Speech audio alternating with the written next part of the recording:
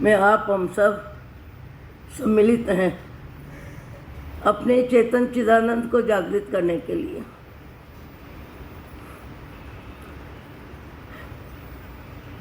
हकीकत में जीव ने अनंत काल में हर भाव में जब जो शरीर मिला, हाथी का, घोड़े का, गधे का, गाय का, बैल का, बकरी का, टिड्डी का, मक्खी का, मच्छर का,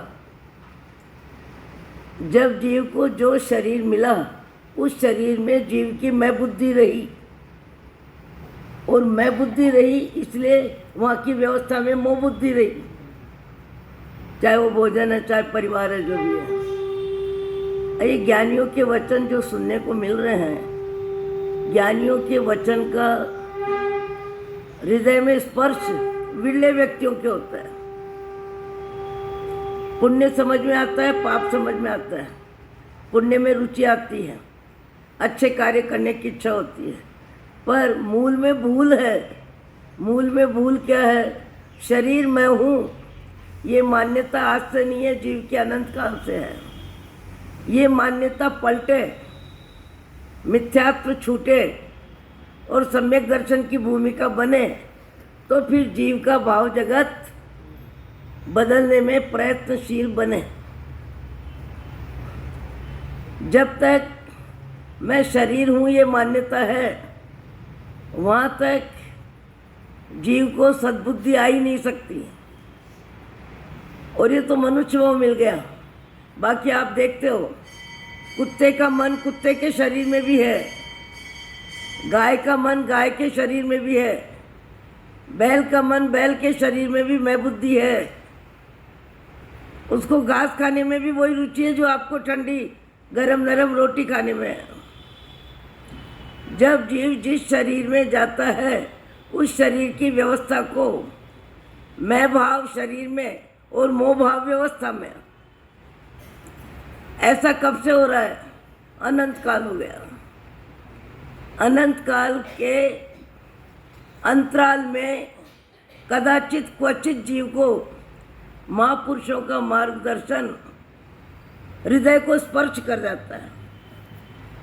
महापुरुषों का मार्गदर्शन जब हृदय को स्पर्श कर जाता है तब उसका भाव जगत बदलता है, और भाव जगत बदलता है तब उसको बाहर की दुनिया का आकर्षण, लगाव, खिंचाव, ममत्व, मोह, अपनापन सब में रहता है, सबका रहता है।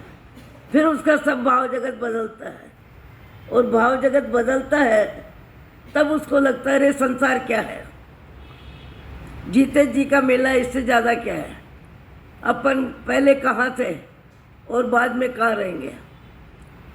आज हमारे मुख्य साध्वी जी महाराज, शशि प्रवासी जी महाराज गए गए गए 10 दिन, 15 दिन, 1 महीना, 2 महीना में याद कर लो बोले, पर जीव कहाँ गया? जीव कहाँ गया इसकी जानकारी किसी को नहीं है। कहाँ से आया था इसकी भी जानकारी किसी को नहीं है। उन्होंने तो जीवन बहुत अच्छा जिया, इसलिए अच्छी गति मिली होगी। उनको कोई कपड़े का मोह नहीं था, भोजन में स्वाद का राग कम था, तला तो 30 बरस से छोड़ा था, मिठाई कब से छोड़ी थी, एक समय का भोजन करते थे, 1, 2, 3 बजे कभी भी, दिन भर भगवान का नाम, जिनवाणी का स्वाध्याय, रात को निद्रा भी 12-1 बजे तक उनका चलता रहता था। हम भी यहाँ धर्मशाला में साथ रहे। मैं कहती शशि प्रवासी जी 12 बज गई, अब तो सो। हाँ सो रही हूँ। पर जाने वाला जीव कहाँ गया? उस जीव के साथ अब आपका क्या संबंध है? क्या कोई खबर ले सकता है? कोई जानकारी ले सकता है? कोई पूछ सकता है? तो आपकी हमारी जिंदगी भी सबकी समाप्त होने वाली है। सदा के लिए यहाँ कोई नहीं आया है। और जाते समय जितने हमारे राग के बंधन हैं, जितने मोह के बंधन हैं, जितनी आसक्ति है खाने में, पीने में, पहनने में, ओढ़ने में, मकान में, धन में, धरती में, सब आसक्ति छोड़नी नहीं पड़ेगी, छूट जाएगी। सबकी छूटती है, छूटती है कि नहीं? जब जीव अर्थी में उठता है, जब चेतन चिदानंद दूसरे शरीर में चला जाता है, उसके बाद ये शरीर जड़ जड़ जड़, न अपने को जाने न दूसरे को जाने, और अर्थी में उठ जाता है। और परिवार के लोग आंसू बहाते हैं, उसको एक आंसू नहीं आता। एक आंसू क्यों नहीं आता? जानने वाला चला गया, जीने वाला चला गया। अब तो एक खोखा है, खाली खम, जिसमें न राग है, न द्वेष है, न ममत्व है, न तेरापन है, न मेरापन है। जीव कहाँ गया? इस भाव में, जिन संयोगों में जिस तरह के कर्म बंधन किए, वो कर्म बंधन जीव को वहीं ले जाएगा जहाँ जाना है। ये भी एक अद्भुत बात है। कर्म बांधने वाला जानता है कि मेरी आत्मा में कर्म का बंधन है। अरे कौन ले जाता है, कैसे ले जाता है? जहाँ जाना चाहिए वहीं पहुँचा देता है। ये कुदरत की व्यवस्था कमाल कमाल कमाल है, नहीं समझ में आने वाली है। किसको कहाँ जाना है नहीं पता, कहाँ से आए नहीं पता, सब कुछ पता है। उसके बाद भी हमारी जिंदगी में मोह की आसक्ति, सबको पता है सब छूटने वाला है, सबको पता है सब छूटने वाला है, सब यहीं रहेगा। सम्मान है शरीर का तो छूटेगा, अपमान है तो छूटेगा, आसक्ति है तो छूटेगी, पैसा है तो छूटेगा, परिवार है तो छूटेगा, धन है तो छूटेगा, अलमारी में 50 साड़ी नहीं 100 साड़ी है, सब छूटेगी। छूटेगा कि नहीं? हम छूटने वाले संसार में ममत्व हमारा जितना है, उसका मुख्य कारण क्या है? हमने अनंत काल से शरीर को मैं माना, इसलिए शरीर की व्यवस्था में, शरीर की व्यवस्था को अपनी अवस्था मानते हैं। ये अज्ञान अनंत काल से चला आ रहा है। ये तो ऊंचा भाव मिल गया, वैसे ही मिल गया। बिल्ली के भाव में क्या मिलता है, चूहे के भाव में क्या मिलता है, गाय बैल बकरी के भाव में क्या मिलता है?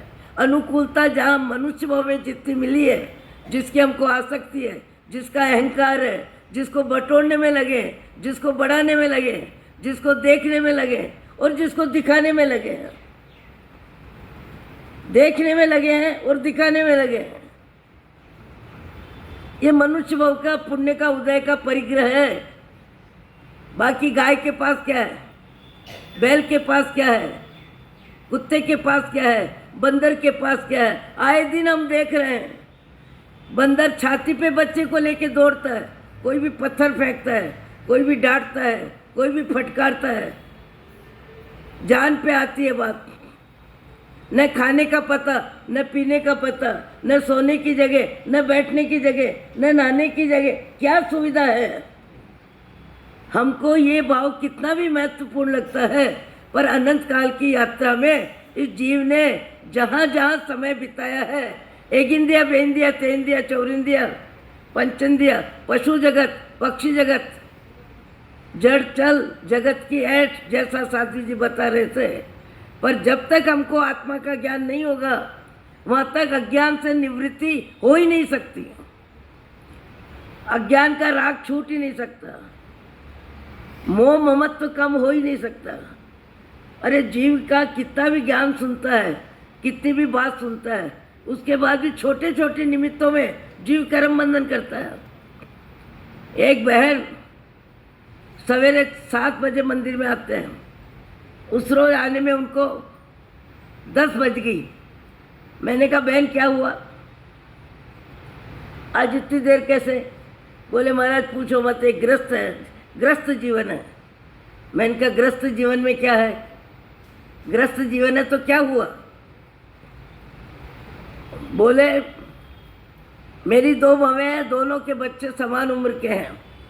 एक बच्चे का अच्छे क्वालिटी के स्कूल में प्रवेश हो गया दान दिए बिना, और दूसरे बच्चे का हुआ नहीं। तो बहू को ससुर जी ने कहा 15-20 दिन देखते हैं, 1 महीना देखते हैं, नहीं तो फिर इसका भी करा देंगे। बच्चे को कोई सुख नहीं है, कोई दुख नहीं है। 2.5 बरस का बच्चा है, बच्चे को स्कूल जाना नहीं जाना, मेरा भाई गया मैं नहीं गया, कोई विचार नहीं है। पर मोह में ममत्व में माँ का मन हैरान हैरान हैरान, मेरा बच्चा मेरा बच्चा मेरा बच्चा। बच्चे को लेके जीव कितने कर्म बंधन करता है, इंद्रियों को लेके तो करता है, पर संतान को लेके भी कम कर्म बंधन नहीं करता।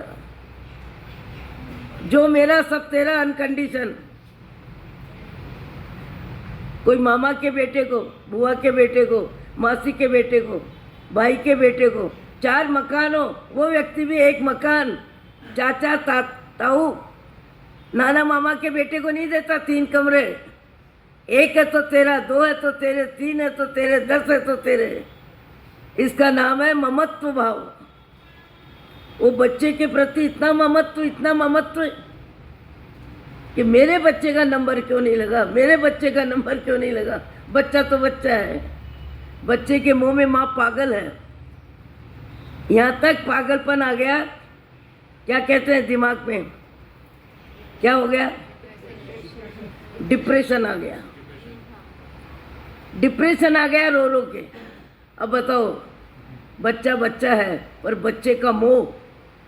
आज के ज़माने में तो बच्चे का मोह इतना है, चाचा चाची दादा दादी साथ भी नहीं है, साथ हो गए तो भी कोई किसी का भरोसा नहीं करता है। एक बहन ने मुझे कहा 41वां नहीं 21 उपवास 22 उपवास। मैंने कहा उपवास में तुम 4 बजे तक यहीं बैठो शांति से, आराधना के माहौल में रहो, शाम को जाना घर। नहीं महाराज साहब, बच्चे आने वाले हैं, बच्चों के आने पर मैं दिखाई देनी चाहिए। अरे मैंने कहा तुम्हारी सास है, तुम्हारी देरानी है, जिठानी है, बच्चों का कौन ध्यान नहीं रखता है, और तुम नहीं रहो तो सब ज़्यादा ध्यान रखते हैं। पर माँ का ममत्व इतना ज़्यादा, बच्चे भगवान से ज़्यादा लगते हैं। अब तो 1-2 बच्चे क्या हो गए, आफत हो गई। बोले महाराज डिप्रेशन में बहू इतनी गई कि मुझे अस्पताल लेके जाना पड़ा, और 3-4 ग्लूकोज की शीशियाँ चढ़ाई, तब अब 8 बजे वापस उसको घर लेके आई हूँ। बताओ ये कर्म बंधन जरूरी थे कि बिन जरूरी? ये मोह की आसक्ति, बच्चे के प्रति मोह, कितना ममत्व है, कितना भयंकर पाप का बंध। ये पाप का बंध जीव को कहाँ ले जाएगा? बच्चा आएगा क्या साथ अगले भाव में कि मम्मी मेरे लिए तुमने बहुत कर्म बांधे हैं, मैं चलता हूँ तुम्हारे साथ। और तो और बड़ी उम्र आने के बाद ज़्यादातर मैंने नोट किया है कि बीमारी में बेटे बहू पैसा लगाते हैं, फल मंगाते हैं, दवा मंगाते हैं, जूस मंगाते हैं, पर शरीर की सेवा बचपन में जैसे माँ बाप करते हैं बच्चे की, माँ बाप की सेवा बच्चे बुढ़ापे में लगभग नहीं करते हैं, नौकर से करवाते हैं। अरे दुनिया समझ में आती है, फिर भी समझने में हमारी रुचि नहीं है। दुनिया सबको समझ में आती है, ये मोह के बंधन है, ये राग द्वेष की यात्रा है, कोई किसी का नहीं है। इस भाव से पहले आप जितने आप हम यहाँ बैठे हैं, इस भाव से पहले आप कहाँ थे और हम कहाँ थे? किसको पता है कहाँ थे, कहाँ से आए, क्या छोड़ के आए, किसको राजी करके आए, किसको नाराज करके आए, किसको 10-20 लाख दे के आए और किससे कर्ज लेके आए? बताओ किसको याद है? तो जाने वाले को जाने के बाद कुछ याद नहीं रहता, कुछ याद नहीं रहता। मुझे तो लगता है मेरी सम उम्र के साध्वी जी महाराज चले गए चेतन चिदानंद। न अतीत का विचार करो, न भविष्य का विचार करो, वर्तमान में भगवान का नाम लो। कार्तिक महीना आने से पहले जीवन में अतीत को और भूत को भविष्य को विचारों में ओम शांति करो। ये सच्चाई सब जानते हैं, पर सच्चाई जानने के बाद भी जब तक आत्मा की जानकारी नहीं होती है, वहाँ तक जीव अज्ञान में, मोह में, आसक्ति में, प्रमाद में, आलस्य में। मैंने छोटा सा उदाहरण सुनाया अब बताओ उस उदाहरण में कहाँ तक विवेक है? 2.5 बरस से 3 बरस का बच्चा है और एक बच्चे को स्कूल में प्रवेश मिल गया, देरानी के बच्चे को स्कूल में प्रवेश मिल गया और जिठानी के बच्चे को प्रवेश नहीं मिला। दोनों के बच्चे सम उम्र के हैं। उसमें क्लेश, उसमें अशांति, उसमें रोना धोना पूरे घर को माथे पे ले लिया और सास को कहना पड़ा महाराज 3 बजे मैं अस्पताल लेके गई, इतनी तबीयत खराब हो गई बहू की, और 2-3 ग्लूकोज की शीशियाँ चढ़ी, उसके बाद मैं लेके आई हूँ।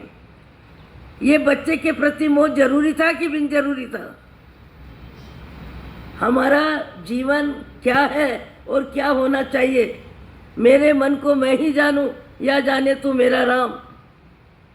हमारा भाव जगत हमसे अनजान नहीं रह सकता और हमारा भाव जगत हमारे बिना कोई ठीक नहीं कर सकता। हमारा भाव जगत बाह्य जगत में व्यस्त है। हमारा भाव जगत बाह्य जगत में मस्त भी है, सुस्त भी है, दुखी भी है, सुखी भी है, पर ये सारा कुछ समय का मेला है। अंत तो गत्वा कोई किसी का नहीं है। मेरे को बार बार एक ही विचार आ रहा है। सम उम्र के हमारे शास्त्री जी महाराज शशि प्रवास जी, वो कह रहे मैं चली गई, तुम्हारा भी टाइम आ रहा है, तुम भी अपने आप को अपने में लगाओ। मेरे को बार बार जैसे वो चेतावनी दे रहे हैं।